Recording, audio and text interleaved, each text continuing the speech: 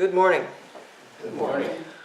Today Hojo-san is somewhere between Italy and France on the last leg of his trip, so due back later this week, although we will not see him in Zendo for a while. He's going to take some time to rest and regroup and prep for November Genzoe, which is already nearly upon us.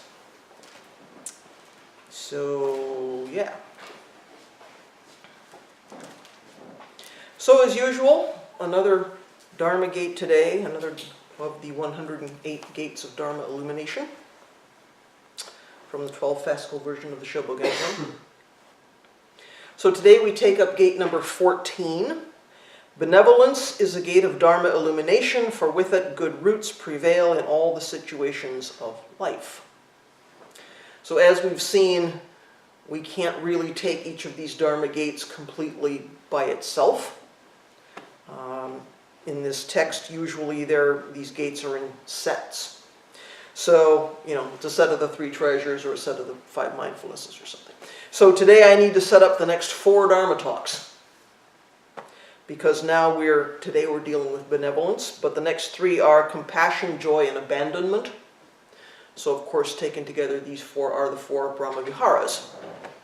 So, or the 4 divine abodes. You might recognize them, you might not recognize them in this text if you're used to seeing them as loving kindness, or Mettā, compassion, or Karuna, sympathetic joy, or Mudita, and equanimity, or Upekkha. So sometimes folks are familiar with those by different names, or by different translations. But these 4 things taken together are the Brahmavihāras, or literally the divine abodes. So it's interesting that this section comes after last week's talk about heavenly beings and heavenly realms, right? Mindfulness of the heavens in the text. So cultivating these qualities, these 4 qualities, was set to lead to the arising of the mind of Brahmas, or the mind of loving gods, and allow one to sort of live with the gods in that way. So there's somehow some connection there.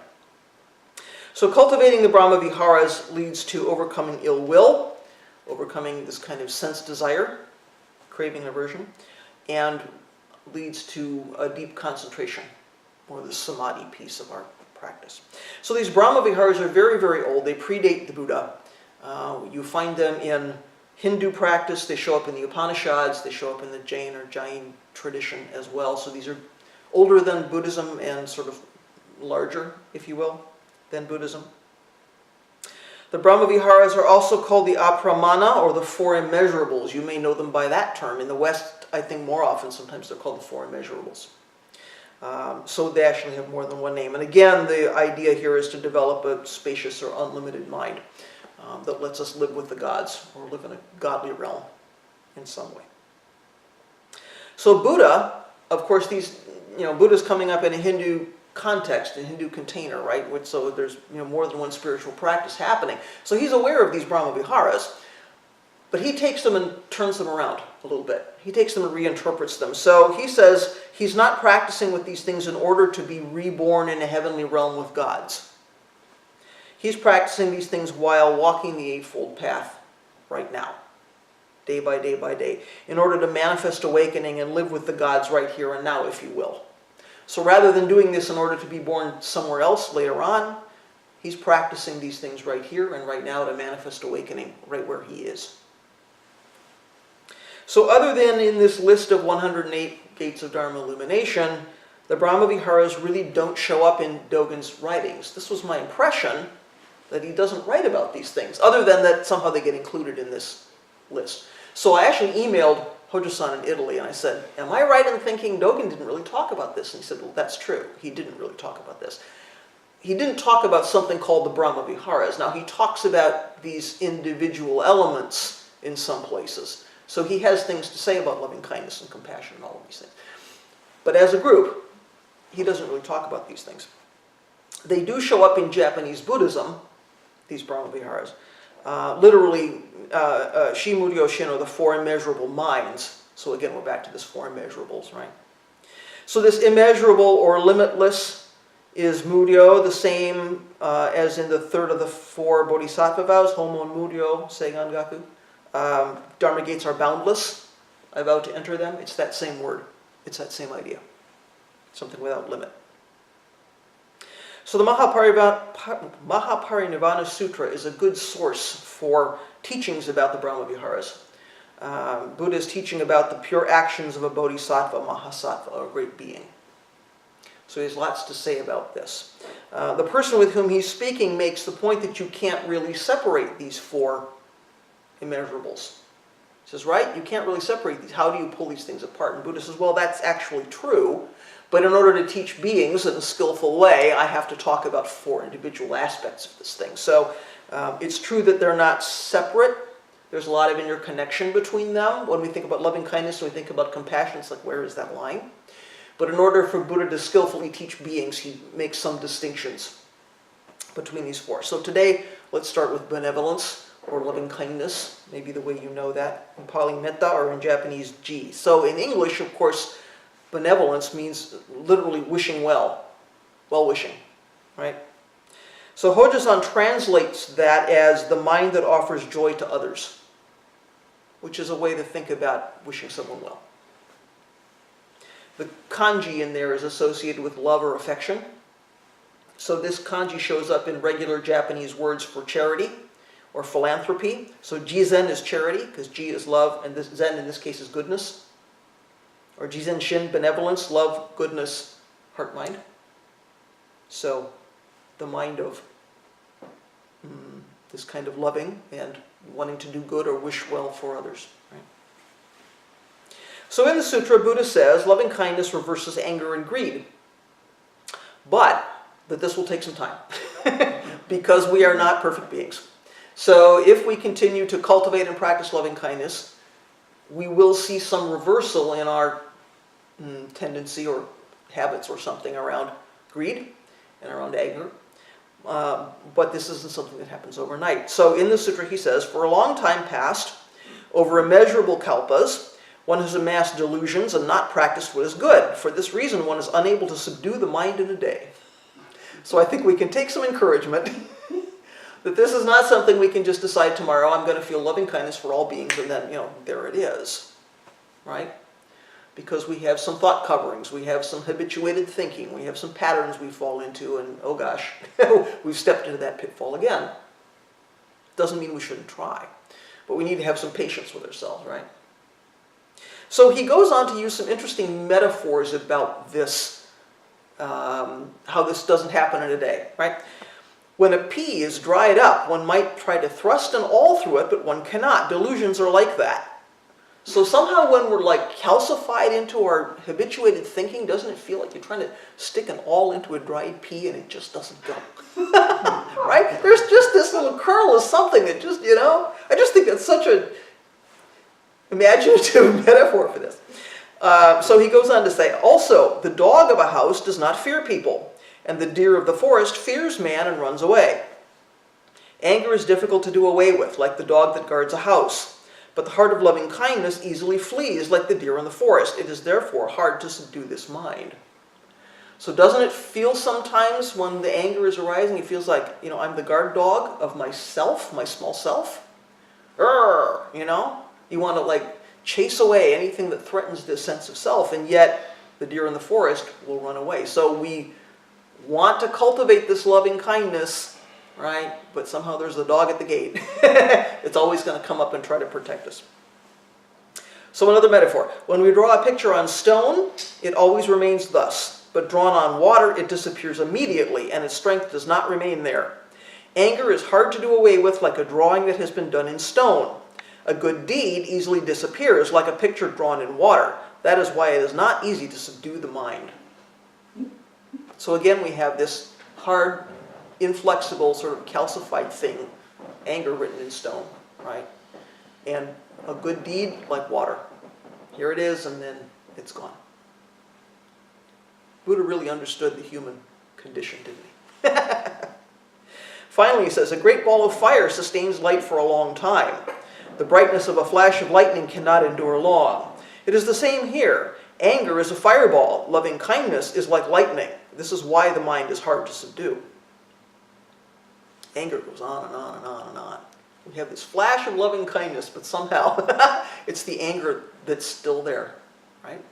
The mind is difficult to subdue. I think we can take some encouragement from this, right?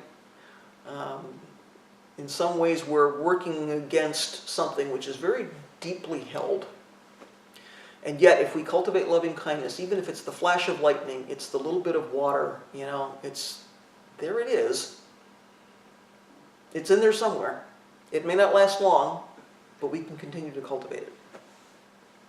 So even when we aspire to benevolence, even when we really wish all beings well, it's hard to sustain. We get that intellectually. We know this is something we want to do. We think it's wholesome. You know, we understand that we should be doing it. We know what we want to do, but gosh, we just keep falling off that wagon, don't we? Here's anger again. So you may be aware of loving kindness meditations from the Theravadan tradition, this sort of meditation on loving kindness for oneself, and then for one's family or friends or loved ones, and then maybe for acquaintances, and then for strangers, and then for people we actively don't like. So we start by cultivating it where it's easy, right? We cultivate for ourselves and the people we love, and we try to move that outward.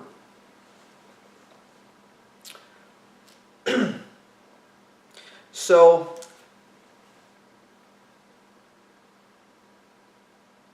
it's easy really to experience and cultivate these things in circumstances that are not so difficult. It's not so easy really to experience it for everybody, and particularly if we're trying to envision people we have trouble with, right? It's hard to cultivate that loving kindness. So in the Mahaparinibbana Sutra, the Buddha says, we haven't reached great or limitless loving kindness until we experience it equally for everyone.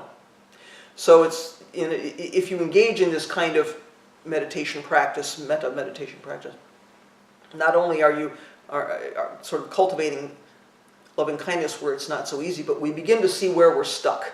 How far out in those concentric rings can we go before we really feel like, gosh, this is tough?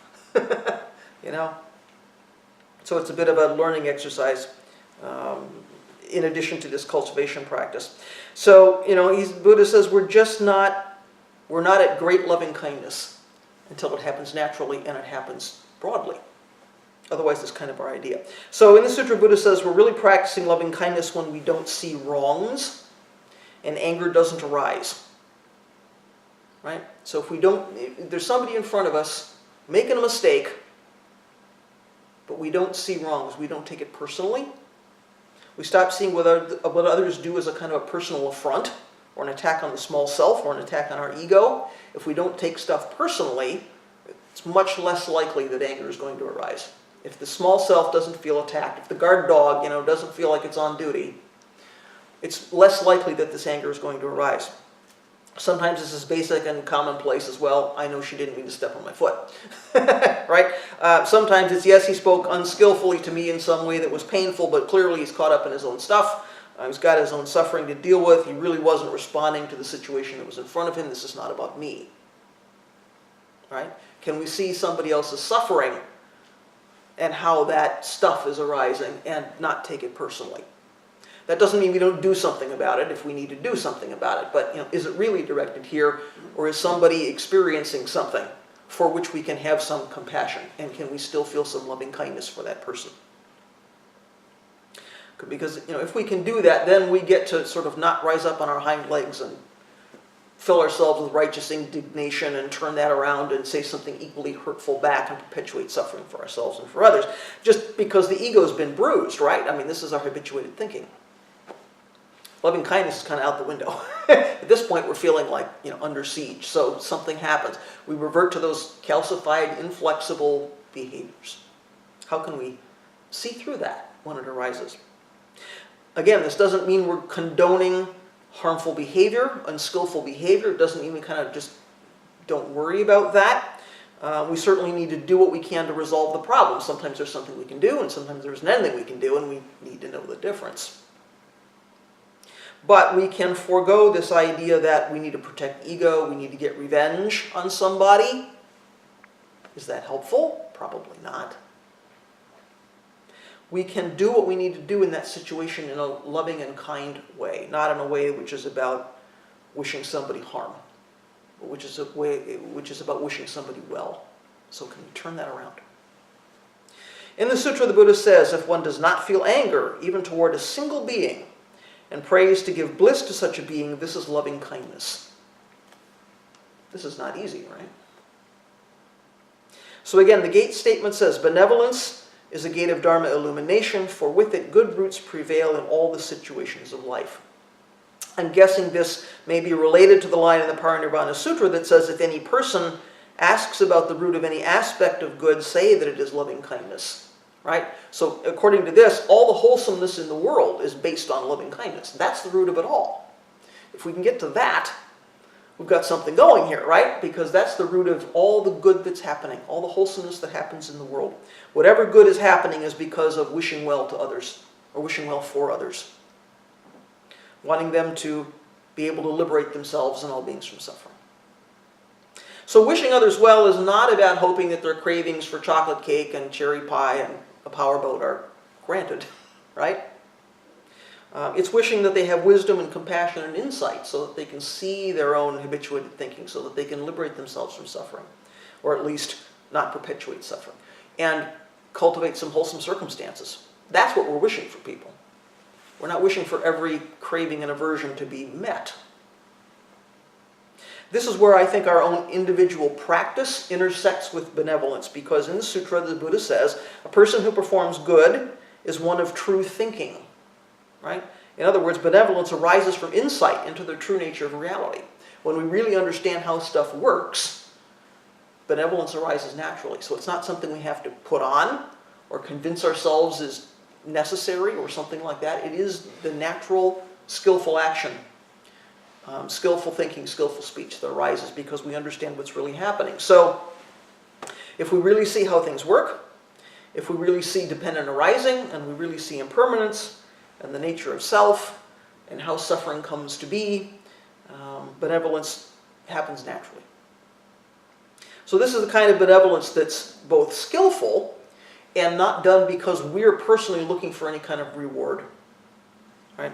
We wish others well because it doesn't make sense not to wish them well. Why would we not wish them well? Because we get how the world is. We get interconnectedness and dependent arising, all that stuff. Doesn't make sense not to wish people well. In the sutra, the Buddha says, loving kindness is the Buddha nature of all beings. Such a Buddha nature has long been overshadowed by defilements. That is why all beings are unable to see. The Buddha nature is loving kindness. Loving kindness is the Tathagata. Right? Interesting. Our natural qualities, our natural action, are all around benevolence. So Dogen, as I say, doesn't write specifically about the Brahmavihāras, but he has something, as a group, but he does have something to say about the individual components of them. So in the Gakudo Yojin-shu, Dogen says, the benevolence and compassion of the Buddhas, their love and pity for beings, are neither selfishness nor altruism. They are just ordinary feelings in Buddhism. Right? So wishing someone well is not about, I want something out of this. And it's also not about, I want to consciously do some good for other people, right? Because they're both our ideas. It would seem like, well, altruism, that's a good thing. What's wrong with that? Well, he's saying real benevolence, the kind of benevolence the Buddha has and is talking about, is neither selfishness nor altruism, which I think is really interesting. There's no label that we apply to this kind of benevolence. We don't say, well, that's about this or about that or about something else. It just is what it is. It's just right there. So it's not benevolence for personal gain. It's also not intended as something done for others, because both of those are our concepts. Both of those are our ideas. It's just a normal day in the life of the Bodhisattva, this benevolence. It's just what arises. So he goes on to say, haven't you ever seen how insects and animals struggle and suffer to bring up their offspring, going through physical and mental torture, and how in the end they get no reward for their long efforts as mother and father? Yet they still look on their children with benevolence and compassion. Even little animals are like this. The Buddhas naturally look upon living beings in the same way. So I think there's a hint of parental mind here, right? Nurturing mind. So benevolence is our natural approach to our lives if we can just get out of our own way. If we can get out of our stuck places. Get the guard dog out of the gate, right? Benevolence is our natural whatever. It's our natural approach to our lives. So this is why we have to practice, right? we have to sort of clear the cobwebs a bit. We have to sit down and do our own individual practice so that we see clearly the nature of what's happening, so that we can get out of the way of the benevolence that's naturally arising and is already there, right? If we're stuck, we're cutting something off, right? There's something trying to get through that can't quite manifest. So we have to get out of our own way, based on our own insight. And then what naturally happens is this kind of benevolence. So it doesn't mean we still shouldn't do good actions, even if we know there's something in there, some habituated thinking, something. It doesn't mean we should refrain somehow from taking some wholesome action. We do need to recognize that, as Hojo-san would say, our practice is incomplete, right? Why we have vow and repentance. We're taking good action. We know intellectually we're taking good action. And if we're looking carefully, we're also seeing what's arising related to the small self around that, and what things are about our ideas. So don't stop doing the good action, but look at it carefully, like we look at everything in our lives. Look at that carefully and see what's actually arising there, what's really going on. So when there's no me trying to be something, there's no me trying to be benevolent, then I can really enter into this 14th gate. Right? Benevolence is the gate of all Dharma illumination, for with it good roots prevail in all the situations of life. So at that point, benevolence completely manifests in everything we do. It's not something we're trying to do. It's not something we've convinced ourselves we need to do. It's just there in all of our actions as we move through the day. We're wishing beings well through all our actions as we move through the day. It doesn't matter if we're talking about Zen, doing some kind of practice that we can identify as, well, we do this in the Zendo or something. It doesn't matter. We're moving through the day wishing beings well, not in an idea-based way. You're probably familiar with the quote from, I think it's St. Francis, who says, preach constantly and when necessary use words. Right? This is the idea. So in the Shishogi, Dogen says, the stupid believe they will lose something if they give help to others. But this is completely untrue, for benevolence helps everyone, including oneself, being a law of the universe. So we're not looking for some reward out of our benevolence practice, but at the same time, we can't help but be benefited, right? Because where's the separation between ourselves and the beings we're wishing well, and everything that's going on in the complete reality? We're not outside of that, right? Nothing outside of the Buddha way, because the Buddha way is unsurpassable. So if there's benevolence happening, we're receiving it too, right? Benevolence is one of those four immeasurables. That means there's no limit to benevolence. We don't get left out of our own benevolence or the benevolence of Buddhas or wherever that benevolence is found. So, because there's nothing outside of the Buddha way, including us, creating wholesome conditions for others creates wholesome conditions for ourselves. Maybe you're familiar with the saying, rising tide floats all boats, right? If the tide's going up, there's no boat left out that's not also rising with that tide. So if there are wholesome conditions, if there is benevolence, everybody benefits, right? Who could possibly be left out of that? Or as the Gate Statement says, good roots prevail in all the situations of life. If there's benevolence, there's like no corner that doesn't reach into. So there's no limit to who receives our goodwill. There's no one left out, including us. So we don't lose anything by being benevolent, right? There's only, gain is the wrong word, right?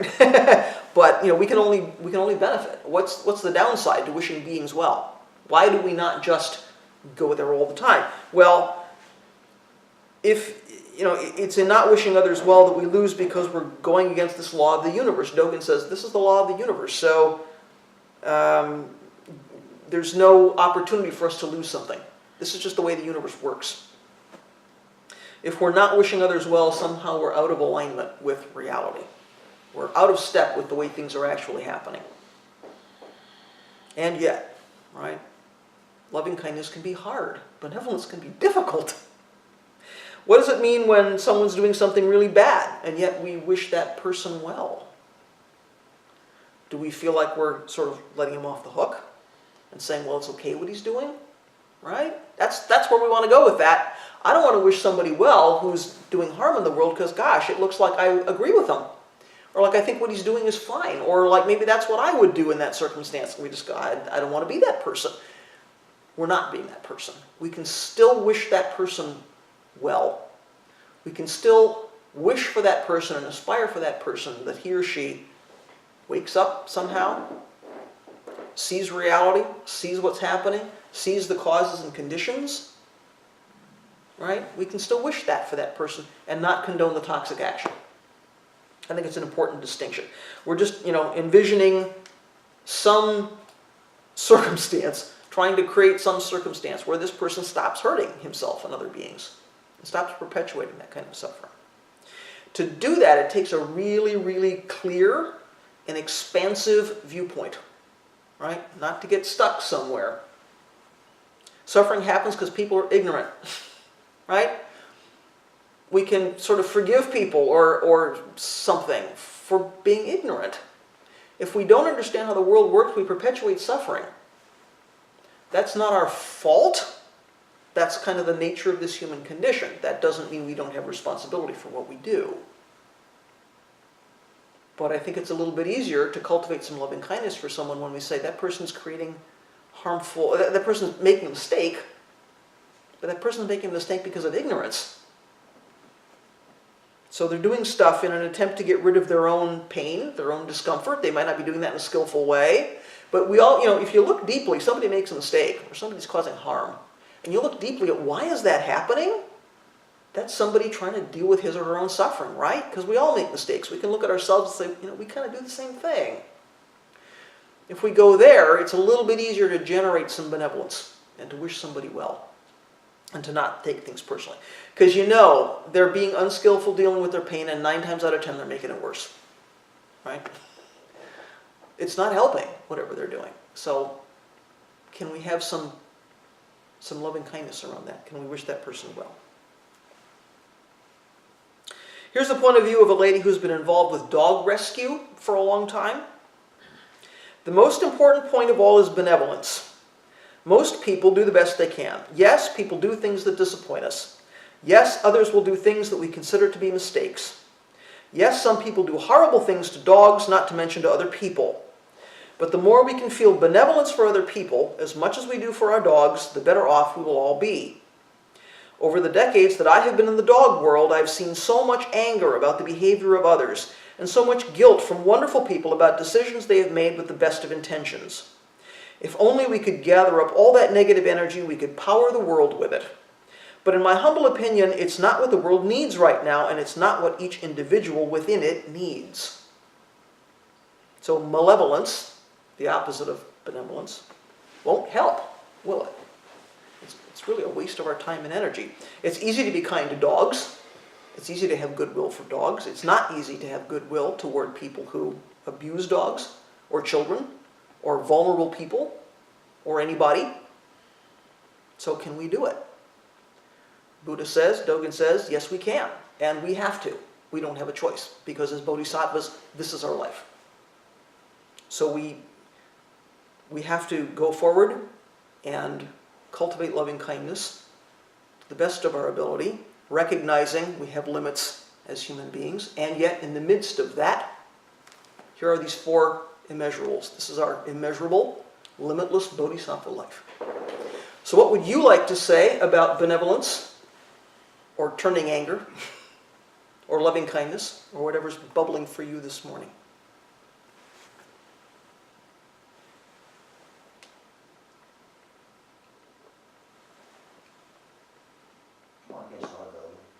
Please. That was a superbly well-crafted Dharma talk, one of the best I've ever heard. And it really went into a whole complexity of issues, and you seem to have very thoroughly analyzed it. I was reminded, so I'm going to take something that seems to have been a subcurrent throughout, almost a paradox. Where it seems to be drawing on 2 different kinds of traditions. So on the one hand, you made reference to the pre-Buddhist precursors to some of the thinking as found in the Upanishads and so forth, which has its roots in the Indo-European mode of thought, in which moral duality is a more common theme than is found in more Far Eastern modes of thought. Then there's the element that weaves its way into Zen that comes out of Taoism, which is a very different way of thinking about morality. And these two things are both kind of lumped together, as it were, in your presentation. So, accenting the more Taoistic element, Alan Watts said, he's a very clever fellow, he said, imagine a wife saying to her husband, "Honey, do you love me?" And the husband says, "Well, I'm really trying."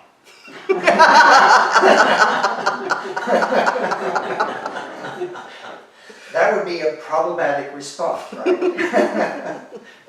So that seems to be the paradox in the Dharma talk. On the one hand, there is the idea, I mean, I said the other day, we have Buddha nature, and you responded saying, well, Dogon says we are Buddha nature.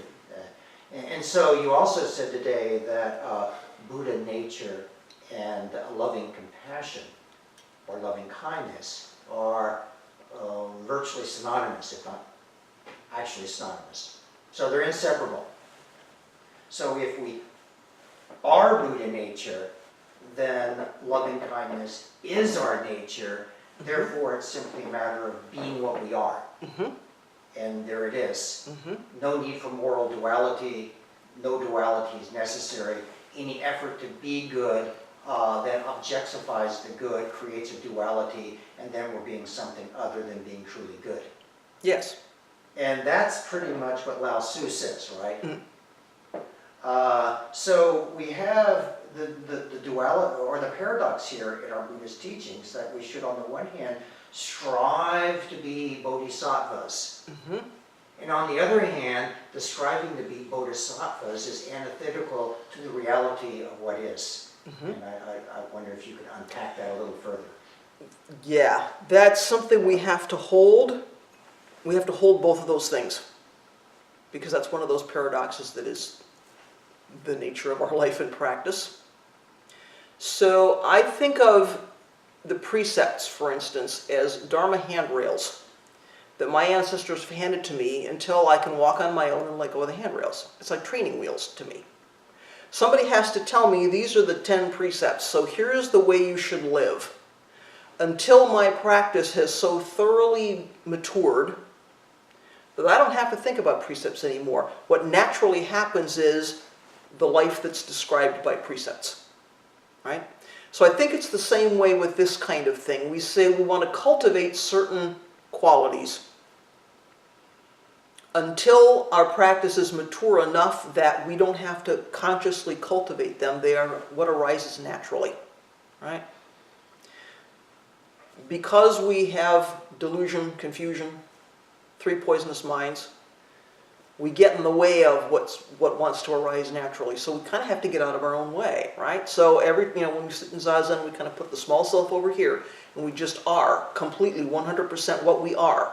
Not generating additional karma, not perpetuating additional suffering. We simply are 100% what we are. That's where we figure that out. I mean, not up here, right? That's where we learn to do that.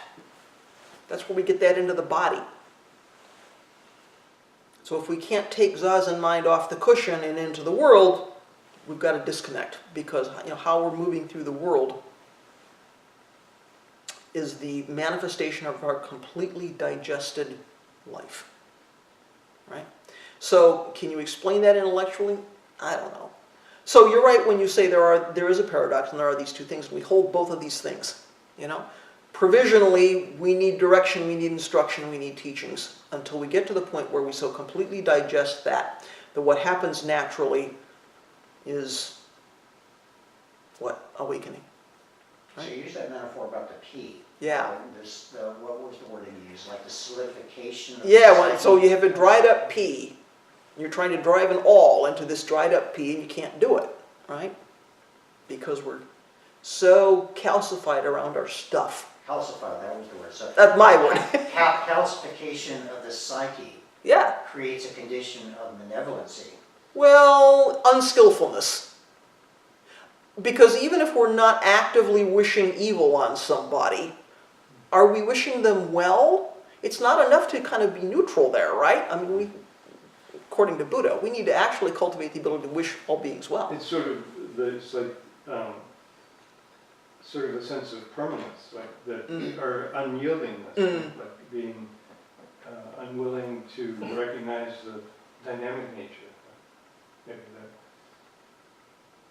The clinging desire of permanency yields a condition in which anger and other such emotions arise. Maybe sort of become they sort of become a permanent habit, a mental habit. It's the default, right? So how can we reset? How can we change the default, right? So Buddha is saying, it's difficult. I think he's trying to encourage us and say, you're going to keep hitting that P.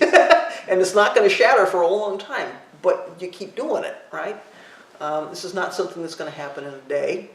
The mind cannot be subdued in a day, he says. So we need to keep at it. So, yes, anger is going to arise and feelings of ill will may arise. And that's our opportunity to say, what's happening here? Can I look at this a different way? Or can I look deeply and see how this is arising? And is it based on reality or is it based on my stuff?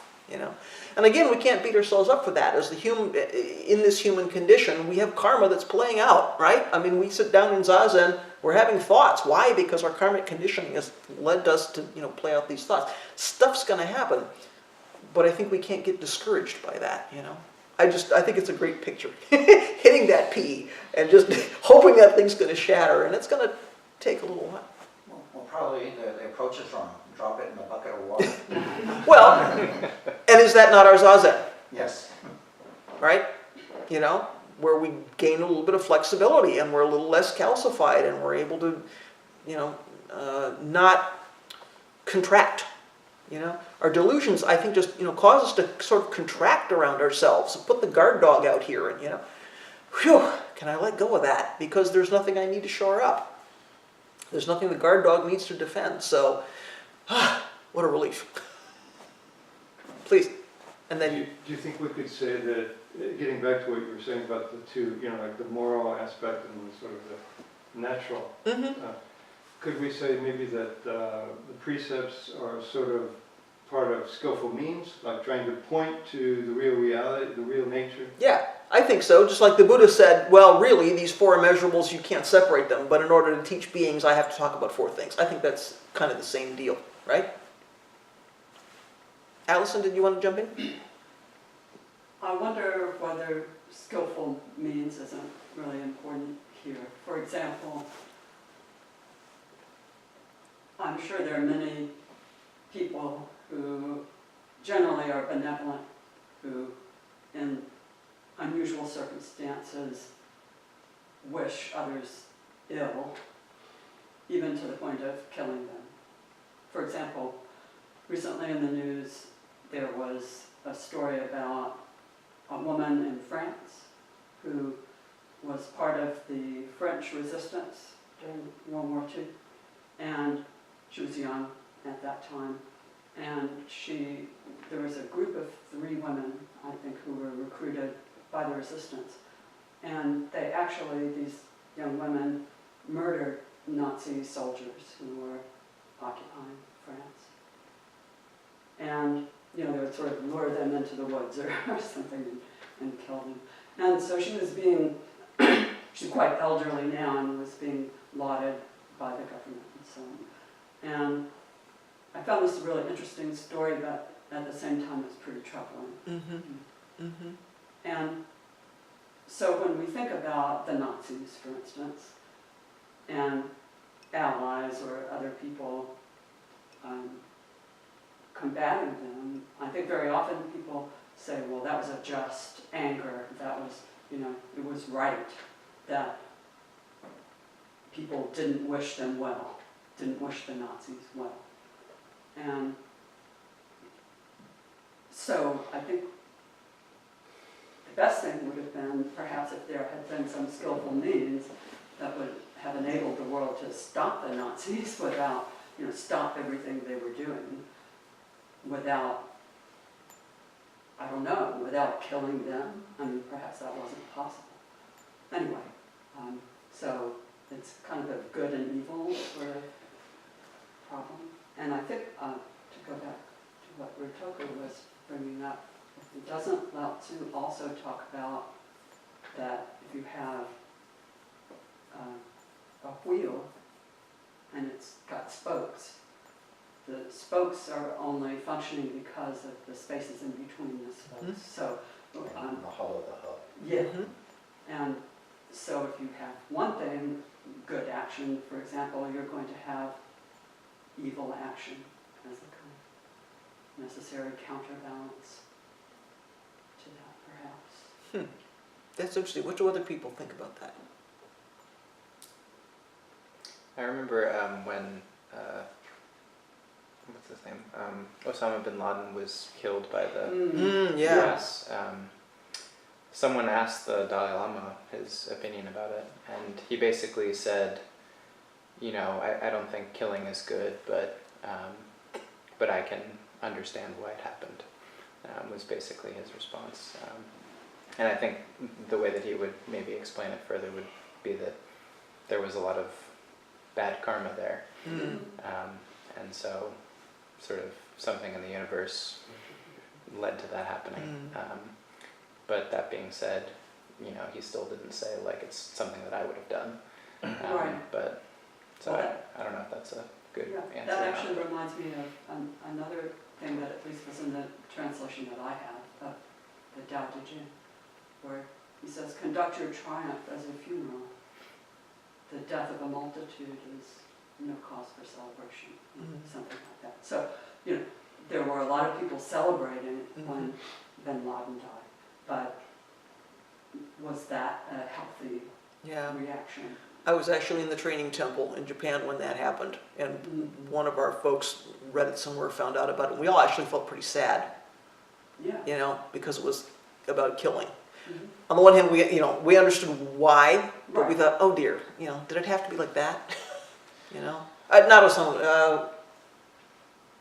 Maybe it wasn't Osama, it was somebody else, but there was something like that where our immediate reaction was, oh dear, did it have to be like that? And yet we understood why, Now, Yeah. by contrast, the story of Sitting Bull after the Little Bighorn massacre, when his people were going to celebrate the victory, he basically says, we shouldn't celebrate death and destruction.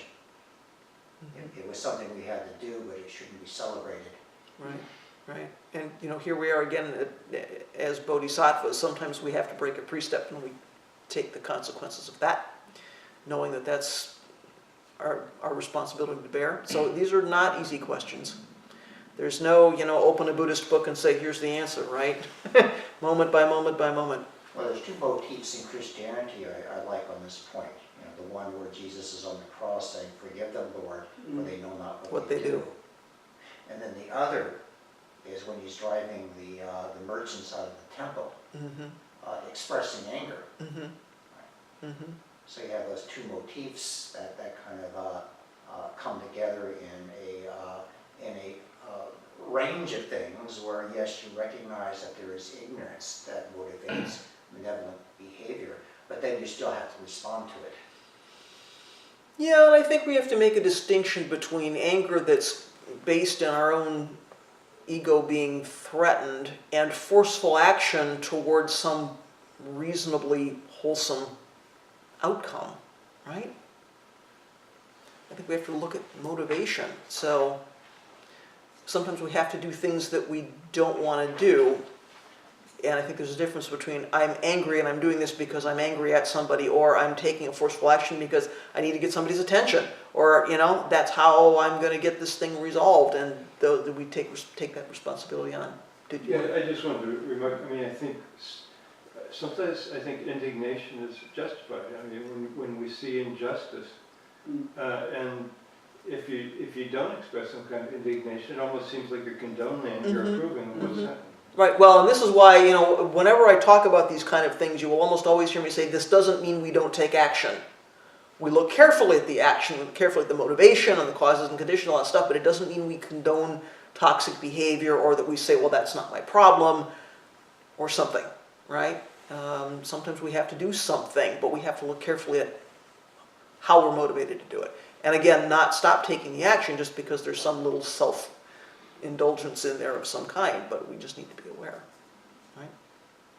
But I think one of the important points there is, with anger is almost always like sort of an uncontrollable Yeah. state, at least once you kind of really let it take over. So I think Yeah. that, it's maybe important to make a distinction between something like indignation that's sort of like a controlled kind of, unsettled state or something versus anger, which is totally kind of uncontrollable. Yeah, agreed. I think, I think we could certainly look at the way somebody else is being treated, for instance, and say, that's not right, that's not okay, and be indignant about that, which is different than I'm angry because I'm, my ego's threatened somehow or something like that. Yeah, somebody else had a hand up. We had lots of hands up, please. I find this conversation fascinating in that almost every example that people have used have reflected in the past, the distant past. Sitting Bull, World War II. When you finished your talk, the first thing that sprung to my mind, probably because I'm a hack politician, about the need for benevolence was Brett Kavanaugh. And that is in the moment, for me at least, and incredibly traumatic. In my mind, if there was anything I could do to bring benevolence to Brett Kavanaugh, to have the delusions fall away from my personal perspective with my own axe to grind, I would wish that above all. It's a difficult practice, isn't it? And yet, moment by moment, can we get out of the way of that which is naturally arising? Somebody else had hands up. Please, Risa. Something that I have been advised and that I find helpful in it, it just is one aspect of your saying people who are acting in a malevolent way are dealing unskillfully with their suffering, and if you can see it that way, you can feel compassion. More specifically, almost always you can attribute those malevolent actions to fear, and that's been helpful to me. Absolutely. Yep. So I think I was also thinking about Brett Kavanaugh, and probably a lot of other people were as well. It's a timely Dharma gate, isn't it? Yes, and I think a lot of his behavior during the hearing and perhaps his past behavior is fear-based. Certainly, because anger arises out of fear. I mean, everything, Yeah. all of that stuff arises out of fear. So then we have to look deeply, what are we afraid of? Well, it's almost always a threat to small self. Well, is there a small self that needs to have the guard dog at the gate? Well, we can work on that. What exactly are we clinging to around small self? So yeah, you're absolutely right. Fear is at the basis of a lot of that. And I think when we understand that in a really deep way, we can have compassion for and benevolence for other beings and also for this one, right? This one needs to be a recipient of our own benevolence in some way. There needs to be some forgiveness sometimes for mistakes we make and we have a hard time letting go. Well, we made a mistake. We were ignorant. We fell off the wagon somehow. Vow and repentance, we have a chance to get back on and do it all again. Please. I can't help but think that there is a gender element to this as well. I made a living and my career was essentially as a trial lawyer and teaching students to be trial lawyers. Probably not the best path. Over the years, as I reflected on Mr. Kavanaugh's behavior, I realized that I had seen that almost exclusively in males that I have represented, that righteous indignation of I have been attacked, while my female clients tended to be more passive, less angry, and I just can't help but think that distinction is there in our societal norms. Well, that could be, and there's no shortage of unskillful behavior to go around. No, I realize that, but it's, So I'm interested in your feeling that perhaps training people to be trial lawyers was not the best path. isn't that obvious? Not necessarily. I was in a kind of a unique position in that I could teach what I thought was the right way to do things within the confines of the profession, which by its nature is aggressive and nasty. I don't think I did much to alleviate the aggressive and the nastiness. Indeed, I know at least one of my students turned out to be more aggressive and nasty and totally amoral, if not immoral, and has had disastrous consequences on his community because of that. My role in teaching that individual could have been so much more skillfully done, but I didn't see it at the time. And being able to see stuff at the time, I think was probably my major fault. Isn't it interesting what opportunities we have to be Jizo going into hell? Can I ask how you came to Buddhist practice? It's kind of funny. I started studying Tibetan Buddhism. Reese and I were in this together. I am fortunate enough, or unfortunate enough, but I think fortunate enough to have a series of little sports car convertibles. And I used to drive through Lower Cascades Park, and the Tibetan monks would wave at me as I went by, and I would wave at them. And it came time for the opening of the monastery there. And they had a series of hard folding chairs out front, and I was driving by, and the monk just waved me in. And I pulled over and thought I would sit. And it was a warm summer day, and I sat there and went through the ceremony and heard the chanting, and my first response was, "This is a bunch of crap. Why am I here?" And I sat there, and by the end of the thing, I had never felt so tranquil in my life. And so that was my first step. The Dharma will reel you in. There is no escape from the Dharma. Interesting. Yeah. So now at this point in your life, I think you have some real opportunities to consider your profession and how you could be Jizo going into hell, how you can pioneer a different way, which would be a really interesting practice. I saw a hand up. Allison? Well, I just wanted to ask, I don't know the story of Jizo going into hell, so. Oh, well, Jizo Bodhisattva is said to go into the hell realms to kind of save beings. I mean, there's lots of story around that. But yeah, so, Jizo is the one that protects beings in the hell realms, and so sometimes we'll say, well, somebody who's going into a really difficult circumstance, it's like Jizo going into hell. So you're bringing something into a very difficult circumstance. That's kind of the metaphor there, yeah. I remember a story about that. There was a Korean Zen master traveling through Europe, and this one German person said to him, "I love your teachings.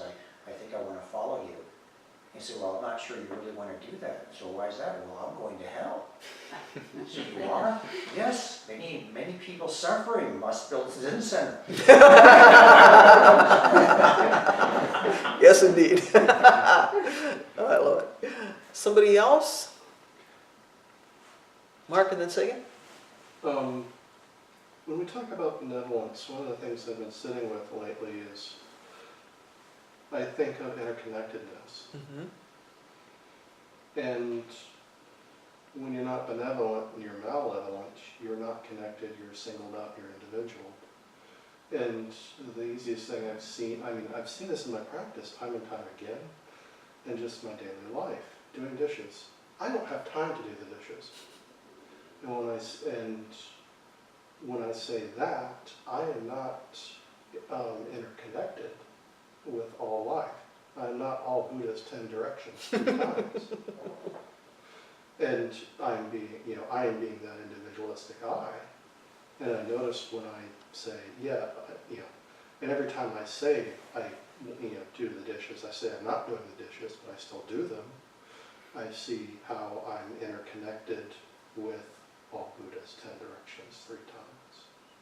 And I see that with driving and being benevolent, compassionate, considerate. Sure, I'm still angry. I'm an angry driver. I've always admitted that. But, it's like, well, they're probably in a bigger hurry than I am. But, okay. And, so I, take my hand off the whole, like, okay. Okay. You think that and you just, you go on. And so, and when I think of the benevolence, and there's a Tibetan practice called Tonglen, in which you can, you think you bring in the suffering of others or one specific person into you because, we know it's just a part of mind, we can handle it, it's not that big of a deal, it can go away. And you can breathe in, goodness and light into them. And one of the nice things, you start off with Tonglen, you start off with people that you love, that you care about. But then the other practice is part of the practice is you focus on people you hate. Focus on your enemy, someone that you don't agree with. I used to do it to literally Fox News. And when I would get done after about 30 minutes, and it's like, no, I understand where they're coming from. I don't agree with it. But when you get done with that, there is a certain sense of benevolence to where, okay. I can even see my point. I can even think of myself when I was a teenager as going down a path of hedonistic libidinism that would have caused me extreme pain later on in life, like some people in the news now. And if it wasn't for one person saying, do you really need to do that? That one simple question, I would not be here today. So, in one sense, I can see the interconnectedness of, do I agree with them, with what's going on and what happened? No. I made my choices when I was younger. I stepped back. There are certain things I did not do.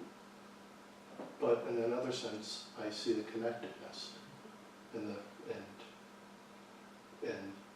in a certain sense, compassion and love, but not agreement. So isn't it interesting that sometimes you feel cut off, and yet when you put that aside, that interconnection is still there. So it doesn't go away. We don't need to rebuild it. We don't need to go out and get it. It may be covered up. We may be not looking at it, but somehow it's still there. As soon as we kind of turn ourselves around and go, oh yeah, it's still there. So I think we can have some confidence in that. It's still going to be there, whether we see it or not. If we're feeling angry at this moment, somehow that interconnectedness doesn't go away. It's still there, kind of holding us up. I think you wanted to say something as well. It was along the same lines as Jesus going into hell. I think I've read, I don't know if it was in Rinzai's and literature, they talk about falling into the mud, or sort of willingly falling into the mud, or into the weeds, becoming sort of tangled in the weeds. And I think it's the same idea, that out of compassion, the bodhisattva is willing to go there to the mud. And actually there's also the image of the water buffalo being reborn as a water buffalo in mud. And the water buffalo is very beneficial, helps farmers or whatever. I actually had one question too. When you talk about Mettā, is that synonymous with Karuna? No. No. So loving kindness and compassion for the purposes of the Buddha's teaching in this sutra are not the same. They're closely connected, but they're not the same. So next week, or whenever the next time is, we'll talk about that. And we can maybe see what the connections are and how they're distinct but not separate. Yeah. Stay tuned. Stay tuned. Risa. You were saying just now, the interconnectedness is always there, and we can count on that. You know, it's our turning away from it, perhaps, but it's always there. It just reminded me, I really, really love that quote, that benevolence is a law of the universe. I love that. And I started thinking, thinking of something like that as a law of the universe is so different from thinking of the physical laws of the universe, and yet it's valid as well. Well, and I think, if in a physical way we can understand interconnectedness, right? I mean, there is a physical basis for that, so it's not like we're just making that up. And at the same time, there's kind of more to it than that. So yeah, if we think of benevolence as the law of the universe, imagine if we all really understood that. Imagine if we all really lived in that place. That would be quite a world. But isn't malevolence also a law of the universe? No, because if we get out of our own way, it's not malevolence that arises, it's benevolence that arises. Right? So the benevolence is there. The malevolence is, we don't understand what's happening, we don't understand how suffering arises, we don't know the true nature of the self, ignorance, right? We're caught up in craving and aversion. That's our stuff. But that's not what naturally arises, right? If we get out of our own way, benevolence is what's there. That's why it's a law of the universe, right? Okay. I'll ponder it. I think if you think of it in terms of interconnectedness, there are so many things that we can think of where we're completely reliant on other beings, other things. Right. And all that malevolence does is sort of hinder that. But the basis there is the interconnection, not the things getting in the way of it, Like those things certainly happen, so in a sense maybe you could say they're sort of bound to happen, but I think that the underlying reality is one of interconnection. If that makes sense. Maybe we could say that the malevolence sort of gums up the works. Yeah. Like any delusion, like three poisonous minds, like all that stuff. Yeah, hindrances. I like to watch nature shows when I have time. And, very often they're pretty violent. Like, there's a predator, just like, killing some other animal for food. And so, violently. Yeah. There was one about owls, and I'm a big fan of owls, but, they just rip apart their They do. prey, just like bit by bit. It's got to be horribly painful. And so that's a law of the universe at work there. I guess you could say it's not actually malevolent. That's right. Nutrition. That's right. Yeah. And it's an interesting and difficult distinction, isn't it? Which is, getting us back to some of the earlier conversations, like the Dalai Lama saying, I wouldn't have killed that guy, but I get why it happens. None of these things are easy. But I think our teachings give us some ways to hold those things and look at them from different viewpoints, and not only rely on our own ideas about stuff. I think that's why these teachings are really helpful. But they're not easy, right? Because our lives are not easy. I was always fond of telling my students that we all obey gravity because it's the law. And my second thing was that you see a posted sign on a curve that says 35 miles an hour. You go around it at 50 and it will have disastrous consequences. If we move that kind of law into a concept of benevolence, it's much more difficult because we don't see the consequences of not being benevolent. Interesting. Other things this morning? All right, thank you for another very, very interesting discussion. We'll chant and we'll have some tea, I think.